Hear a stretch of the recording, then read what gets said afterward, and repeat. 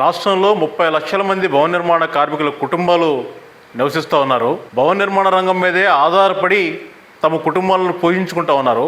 అది తాపీ మేస్త్రి కావచ్చు, రాడ్ బెండర్ కావచ్చు, ప్లంబర్ కావచ్చు, పెయింటర్ కావచ్చు, రకరకాల వృత్తుల్లో నిర్మాణ రంగంలో పనిచేసే కార్మికులు ఉన్నారు ఈ రాష్ట్రంలో 30 లక్షల మంది సుమారుగా. ఈ మొత్తం 30 లక్షల మంది భవన నిర్మాణ కార్మికుల్ని గత వైఎస్ఆర్సీపీ ప్రభుత్వం కానివ్వండి, ప్రస్తుతం టీడీపీ నాయకత్వంలోని కూటమి ప్రభుత్వం కానివ్వండి, రెండు ప్రభుత్వాలు తీవ్రంగా మోసం చేశాయని చెప్పి మేము భావిస్తూ ఉన్నాం.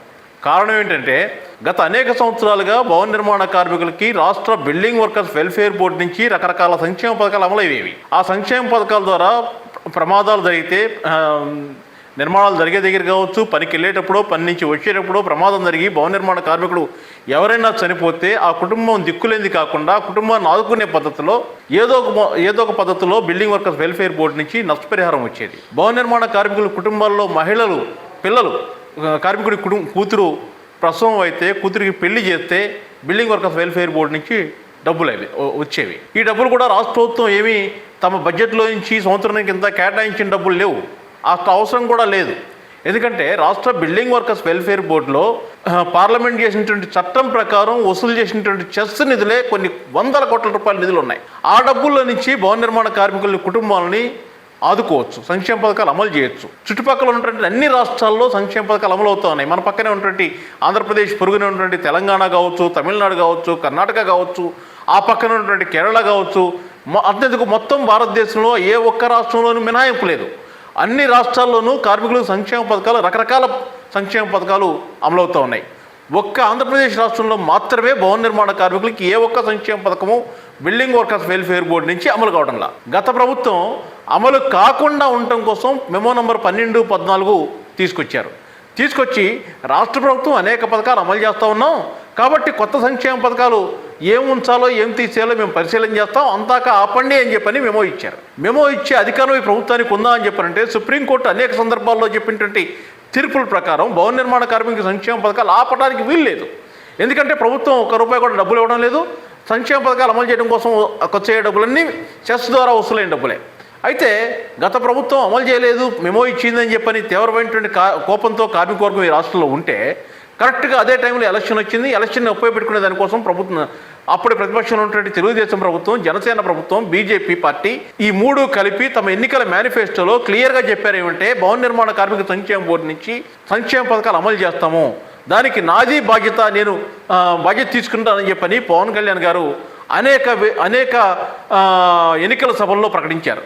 పవన్ కళ్యాణ్ గారు ఒక్కరే కాదు, తెలుగుదేశం పార్టీ అఖిల భారత అధ్యక్షుడిగా ఉన్నటువంటి చంద్రబాబు నాయుడు గారు కూడా అనేక ఎన్నికల సభల్లో భవన నిర్మాణ కార్మికులకి వైసీపీ ప్రభుత్వం, జగన్మోహన్ రెడ్డి ప్రభుత్వం తీవ్రమైనటువంటి అన్యాయం చేసింది, మేము అధికారంలోకి వస్తే భవన నిర్మాణ కార్మిక సంక్షేమ పథకాలు మేము అమలు చేస్తామని చెప్పని అనేక ఎన్నికల సభల్లో వాగ్దానం చేయడంతో ఊరుకోకుండా తమ ఎన్నికల మేనిఫెస్టోలో క్లియర్గా చెప్పారు. దాన్ని నమ్మి భవన నిర్మాణ కార్మికులు అత్యధిక మంది తెలుగుదేశం కూటమి ప్రభుత్వానికి ఓట్లు వేశారు. కాబట్టి అంతమంది ఎమ్మెల్యేలు అత్యధిక మెజారిటీతో ఈ రాష్ట్రంలో గెలిచి తమ ప్రభుత్వం ఏర్పాటు చేసుకున్నారు. తీరా ప్రభుత్వం అధికారంలోకి వచ్చింది.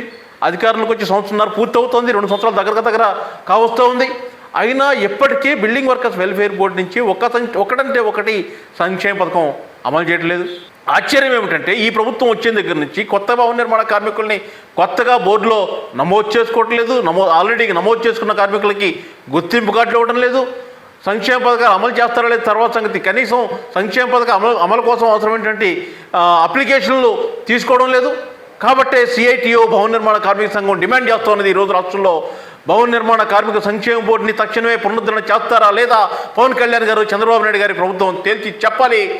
లేదనేటట్టయితే ఈ రాష్ట్రంలో భవన నిర్మాణ కార్మికులు పెద్ద ఎత్తున ఆందోళన పోరాటాలకి సన్నద్ధం అవుతూ ఉన్నారు. రేపు ఫిబ్రవరి 12వ తారీఖు నాడు దేశవ్యాప్తంగా కార్మిక వర్గం సంఘాలకు అతీతంగా, యూనియన్లకు అతీతంగా, జెండాలకు అతీతంగా, బ్యానర్లకు అతీతంగా యావత్తు కార్మిక వర్గం 12వ తారీఖు నాడు ఫిబ్రవరి సమ్మె చేయాలని చెప్పని నిర్ణయం చేశారు. ఎందుకోసం చేయబోతా ఉన్నారు సమ్మె? కేంద్రంలో మోడీ ప్రభుత్వం కార్మిక కోడ్లు తీసుకొచ్చా ఉంది. కనీస వేతనాలు ఉండవట, పని గంటలు ఉండవట, ఈఎస్ఐ ఉండదంట, పిఎఫ్ ఉండదంట, సంక్షేమ పథకాలు ఉండవంట. ఈ కోడ్లు వస్తాయి. ఈ కోడ్లో ఏమి అమలు చేయమని చెప్పని మోడీ ప్రభుత్వం నిస్సిగ్గుగా చెప్తా ఉంది. మోడీ ప్రభుత్వం ఏం చెప్తే అది మేము అమలు చేస్తామని ఆంధ్ర రాష్ట్రంలో కూటమి ప్రభుత్వం ఉవ్విళ్ళూరుతూ ఉంది. కాబట్టే కేంద్రంలో మోడీ ప్రభుత్వానికి, రాష్ట్రంలో చంద్రబాబు ప్రభుత్వానికి భవన నిర్మాణ కార్మిక సంఘం సిఐటిగా ఒక విజ్ఞప్తి చేస్తూ ఉన్నాం. అయ్యా ప్రభుత్వ పెద్దలరా, భవన నిర్మాణ కార్మికులకు అన్యాయం చేసే లక్ష్యంతో మీరు తెచ్చున్నటువంటి లేబర్ కోడ్లు తక్షణమే ఆపండి. ఆపకపోతే ఈ రాష్ట్రంలో 30 లక్షల మంది భవన నిర్మాణ కార్మికుల్ని సంఘాలకు అతీతంగా, బ్యానర్లకు అతీతంగా, జెండాలకు అతీతంగా ఒక్క తాటి మీద తీసుకుని వస్తాం. ఫిబ్రవరి 12వ తారీఖు నాడు పెద్ద ఎత్తున సమ్మెను చేయబోతా ఉన్నాం. కాబట్టి ప్రభుత్వం ఆలోచించాలి. తక్షణమే ఏదైతే కార్మికులకు నష్టదాయకంగా ఉన్నటువంటి లేబర్ కోడ్లు తేవాలని చెప్పి ఆలోచన చేస్తూ ఉన్నారు. ఈ లేబర్ కోడ్ను తక్షణమే ఉపసంహరించుకోవాలి. కార్మికులకి ఉపయోగకరమైనటువంటి బిల్డింగ్ వర్కర్స్ వెల్ఫేర్ బోర్డుని తిరిగి పునరుద్ధరించాలని చెప్పి ఆంధ్రప్రదేశ్ రాష్ట్రంలో డిమాండ్ చేస్తూ ఉన్నాం.